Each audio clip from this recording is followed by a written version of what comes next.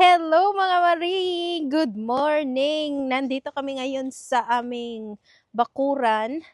Yan, ang lamig ngayon, mahangin.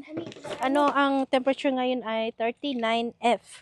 So today mga Maring ay itutur ko kayo sa aming bagong camper. So ayan yung aming camper, nasa bakuran siya mga Maring. Isa siyang camper trailer. Nakuha namin ito 2 months ago. So let's go ahead and tour inside. Sobrang simple lang siya na camper. Hindi siya ganun kalaki talaga. Tapos, ayan, itong glass na to, window. Ice.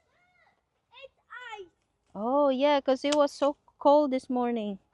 So, dito na part mga Maring ay, dito namin hinuhook yung truck.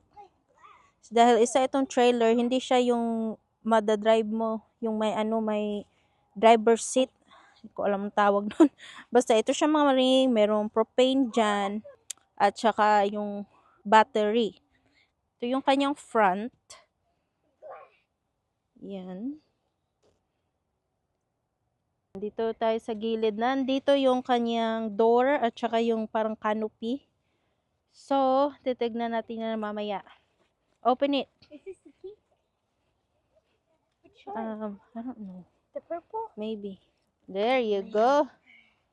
Finally! Get in!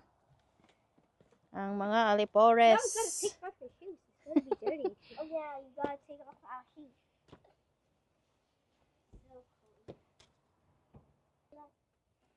So, let's get inside. Pagpasok mo mga Maring ay nandito yung bed area. Ito siya ay queen size bed. Tsaka meron siyang dyan, storage. Dito naman sa gilid, meron din siyang ganito. Hindi ito storage, hindi siya ma-open. Parang lang siya dyan. At dito naman nilalagay yung TV sa gilid. Pwede kang maglagay ng TV. Napakaliit lang na TV kasi yung wall, hindi siya ganun ka-strong. Manipis lang siya. So, ito yung aming bed. Ayan. Nakabili ako ng bed sheet na set siya sa Big Lots na mura lang. At dito naman na side, Maring, ay ang table kung saan kami kakain. Pero ang table na yan ay nako-convert siya into bed. So, itong table ay pumupunta siya dyan sa floor. Magiging flat yan, magiging bed. Tapos nilalagay namin itong foam kung gagamitin siya into bed. At nandito yung window. So, i-open natin yung window. Ayan. Naka-screen siya mga Maring.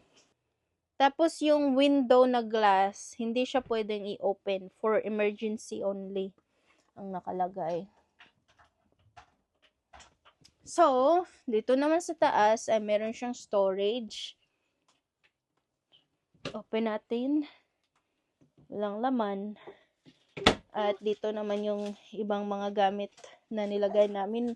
Mostly na nandito na mga gamit ay yung mga kakailanganin namin sa pag-camping. Ayan. At saka dito naman ay meron siyang dalawang beds. May bunk bed dyan. So, mga twin size bed yata ito. Twin size. 1 at saka 2. At saka meron din siyang bintana dito. Hello. Open natin yung bintana. Show that I'm up here. There you go. Ang ganda. Ang ganda matulog dito tapos nakikita mo yung labas. Hello. Yan. Maliit lang siya na area tapos merong light dito. Pero hindi siya naka-on kasi basta may light dito Maring kasi na off yung So, nandyan si Maring dyan sa taas. May lights din yan sa gilid Maring.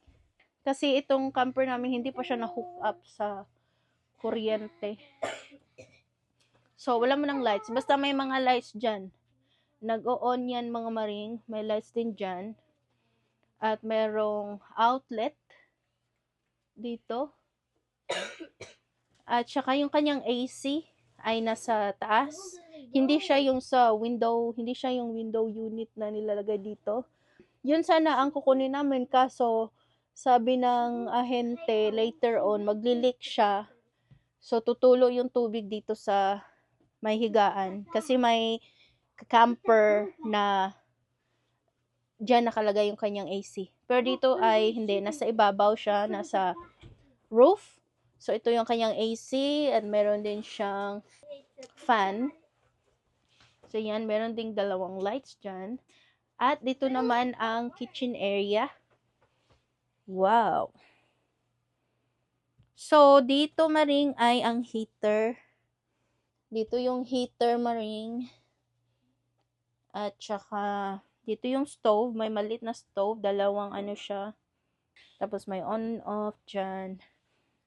Tsaka meron ding window.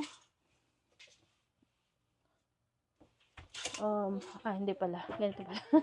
Ayan, yung window. Blind. So, habang naghuhugas ka ng plato sa sink, makikita mo yung view sa labas. Ang ganda. So, may maliit na sink. May gripo.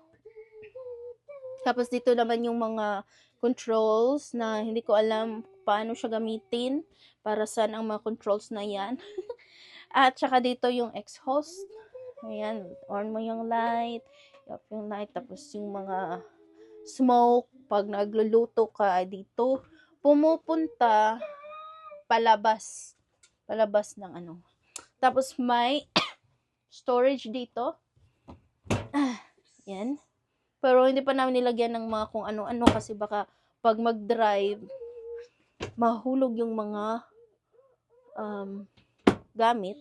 At saka merong microwave oven. So, may microwave oven. Open natin siya. Super cute. Maliit lang. At saka merong maliit na fridge. If we hadn't have a house, Ayan, yung ref. Meron pang tubig dito. Daddy, like water here. Hindi mainit ang tubig. Napakalamig kasi nga ang lamig ng panahon ngayon maring. Winter pa dito. So, ito yung ref. I don't know to. Oh, no. And this is, what is this? maybe the freezer or something. I think like a tiny freezer. So, ayan, maliit ang ref. I can put my drinks there. Mm-hmm.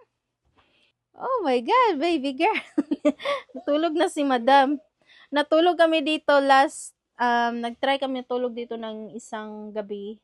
Dito lang kami nag-camping sa bahay maring. Sobrang lamig sa loob.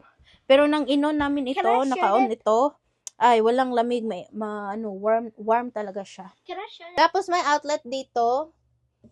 At saka dalawang drawer. Ano yan? What's that? Shower curtain? Oh, we have shower curtain. So, may shower curtain. At dito din, walang laman. At saka dito naman ay wala, sirado lang siya, walang storage area. Mama.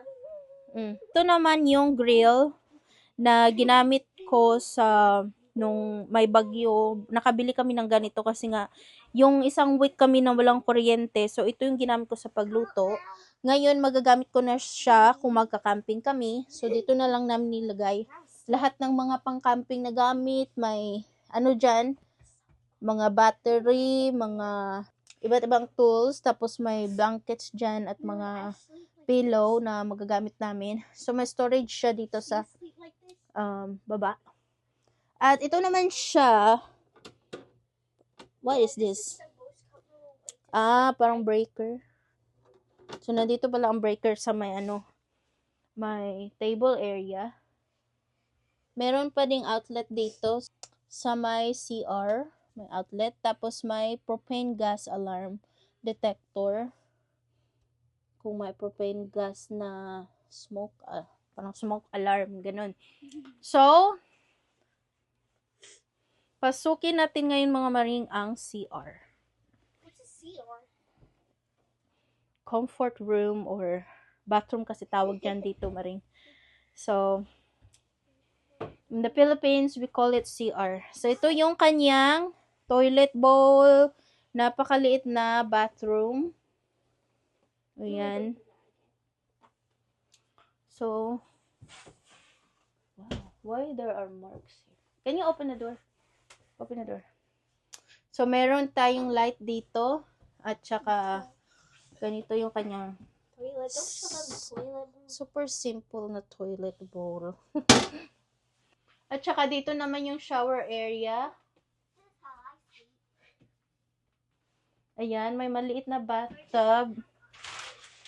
Isang tao lang talaga kasya dyan. Tapos may gripo, may shower. Maliit na shower. Ayan, oh, sobrang liit. At saka meron ditong, parang labasan ng pang exhaust yata ito. Ayan, nasa ibabaw. Ayan mga maring. Ang CR.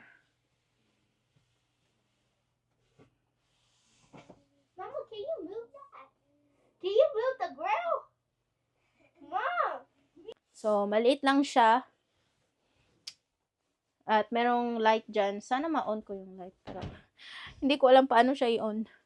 So, katabi lang siya ng dalawang bunk bed.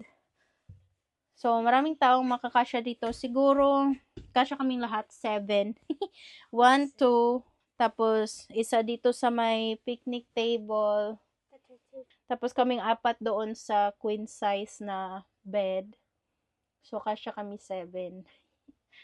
So, pang ano lang siya. Maganda siya na pang camping, simpleng camping. Basta lang na may matulugan ka sa pagka-camping. Maganda ito maring kapag summer. Kasi nag-try kami na mag-camping na tent yung gamit namin. Grabe, ang init. Hindi kami makatulog sa loob ng tent dahil napakainit. At ano siya, malagkit. Malagkit kapag tent yung gamit namin. Tapos ang dami namin dinadalang gamit. Mag-a-assemble ka pa ng tent. Maganda talaga kapag camper yung gamit kasi all-in-one na siya, lahat na. Lahat na gamit mo ay mas-store mo dito. Tapos, para kang nagdala ng maliit na bahay sa camping area. So, wala ka masyadong titiklopin. Wala ka masyadong dadalhin. Yan. Ang problema lang namin kasi, pagbili namin, hindi namin nakita ito siya, ang dingding. Yung stapler ng dingding ay loose. So, dapat siya i-push. Push in. So, anong year ba to? 2024 yata ito na year na camper.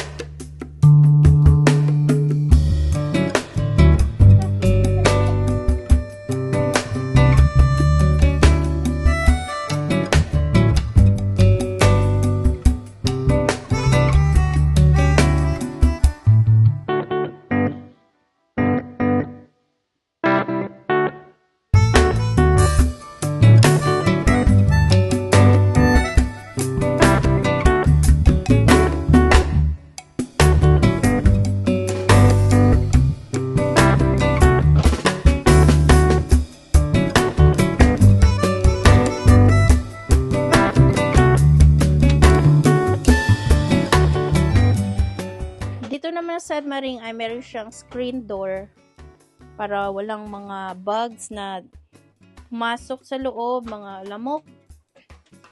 At may door siya, so double door siya. Ito ay screen door. Ayan. Pwede mo rin siya ma-open. Ito walang screen na side. Dito meron. Pwede mo siya ma-open. Okay. Okay, close it. Close.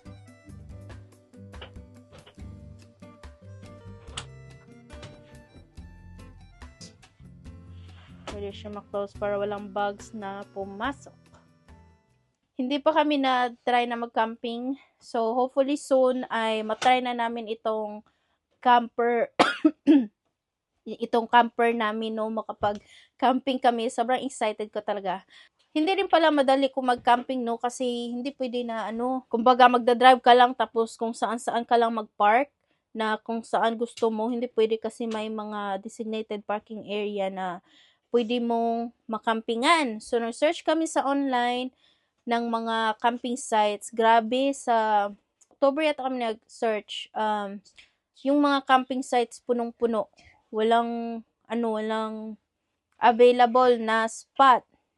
So, grabe talaga yung mga tao. Siguro ang daming taong nag-camping talaga.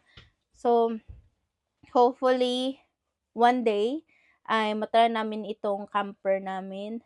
Finally, hindi na kami naliligo ng pawis kapag magka-camping, lalo na pag summer. Dahil iba talaga ang summer dito, napakainit at malagkit. So, ito na. At syempre, pag winter, napakaganda ito. Pag winter, dahil safe na safe ka sa loob, mga maring. Sobrang ganda.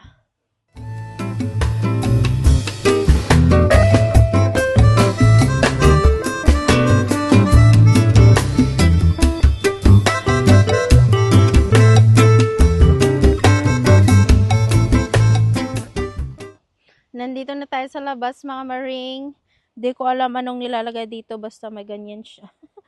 So, dito na yung lahat ng mga connection ng mga hoses na kailangan mong i-connect. Tubig, at saka yung septic yata, di ko alam. At dito naman yung, may storage din dito, maring. Sa loob. Ayan. So, meron siyang storage dito. Madaming malalagyan. Nandito lahat yung mga tubs at mga camping equipment. Mga kailangan namin sa pag-camping. Mga hose. Ayan, nandyan. Hanggang doon yan sa kabilang dulo. So, close na natin siya.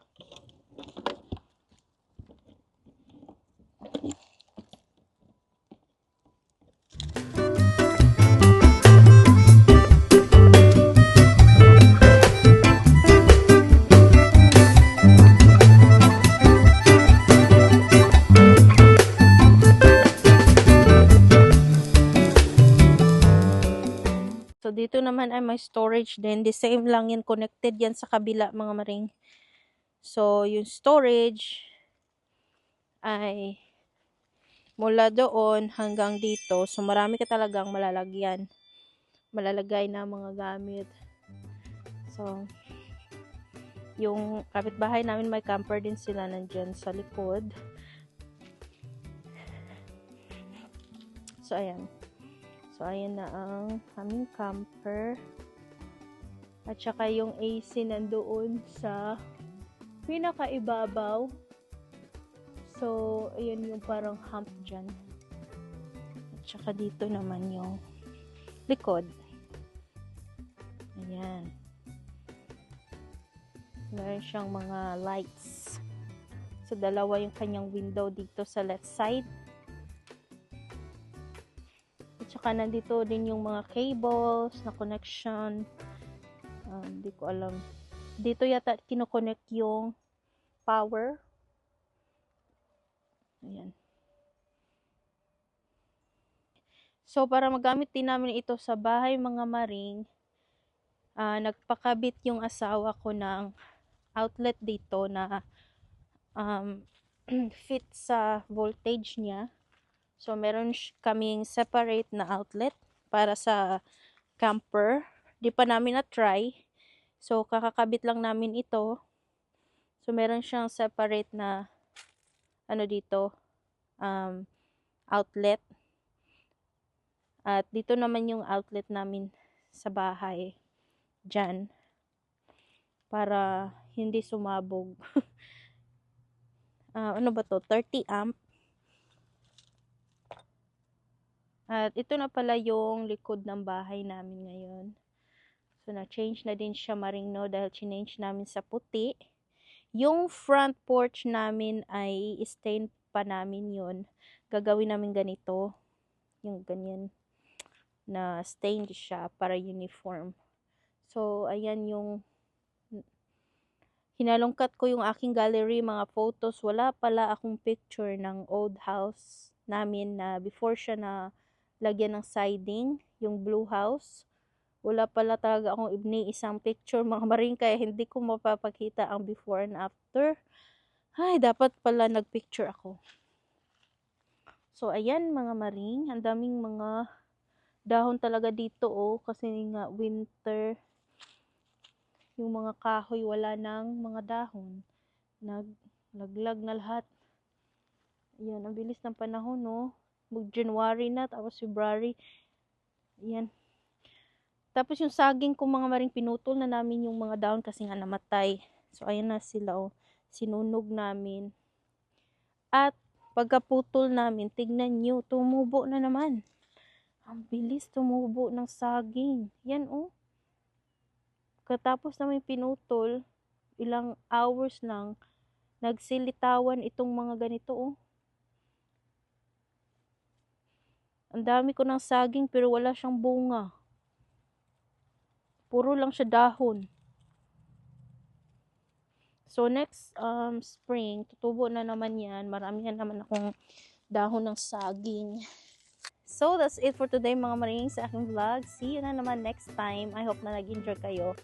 And yes, hopefully na next time ay makagawa kami ng camping vlog. Makapaglaan ng oras sa pag-camping. At syempre, kailangan din ng pera pag mag-camping, no? Hopefully, one day.